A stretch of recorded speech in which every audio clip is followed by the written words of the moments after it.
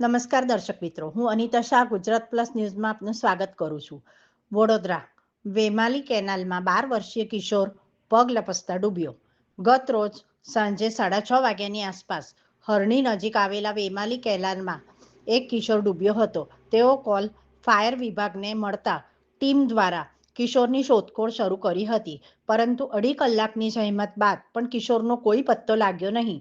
ત્યારે હવે સવારના સમયે ફરીથી ફાયરની ટીમ દ્વારા કેનાલમાં ડૂબી ગયેલા કિશોરની ફાયર બ્રિગેડ શોધખોળ શરૂ કરી છે.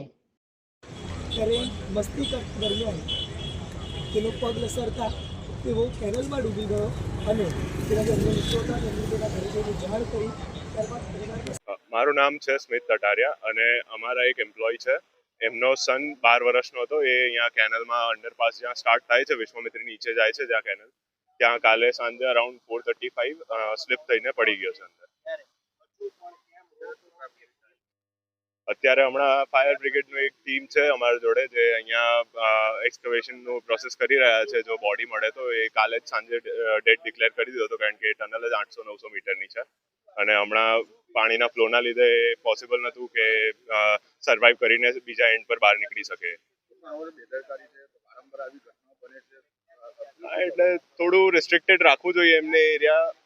એમને સોલર ને એ બધું લાગેલું છે એન્ડ ઓબ્વિયસલી કે પાણીનો ફ્લો કટ થઈ જાય એટલે નીચે તો એ લોકો ગ્રીલ ના રાખી શકે, પણ બહાર એવી રીતે એ લોકો એન્ટ્રી રિસ્ટ્રિક્ટ કરી શકે કે નાના છોકરાઓને આવી રીતે જાનહાની ના થાય, એ લોકો રમતમાં આવા એરિયામાં ના જાય. એનું થોડું ધ્યાન રાખવું જોઈએ ગવર્મેન્ટે. 12 વર્ષનો હતો એ બાળક. હા, આપણું છાણી કેનાલ પાસે 3 છોકરા કંઈક ફરવા આવ્યા હશે અને કંઈક મસ્તી રમતા રમતા કંઈક છોકરો કેનાલમાં પડી ગયેલ છે, એવો કોલ અમને અમારા કંટ્રોલ રૂમથી અમને મળેલો. એટલે આ ગઈકાલનો જે બનાવ છે એ આજે અમે લોકો આવે છે શોધખોળ કરવા માટે. અમારી ટીમ શોધખોળ કરવા માટે ચાલુ છે. હાલમાં કામગીરી ચાલુ છે. કેટલી ટીમો અમારી અત્યારે હાલમાં ઈઆરસી ફાયર સ્ટેશનની ટીમ ચાલુ છે. કામગીરી ચાલી રહી છે. એટલે બોટ આપણે અંદર ઉતારી છે કેનાલમાં અને કામગીરી ચાલુ છે. છાણી એ બરોડામાં જ રહે છે, કોઈ જગ્યાએ કોઈ કંપનીમાં કામ કરતા હતા એવું છે. અને છાણી પાસે કંઈક આવ્યા હતા ફરવા માટે અને કંઈક અનિશ્ચિત કારણસર પડી ગઈ છે. પ્રભાતભાઈ રોહિત.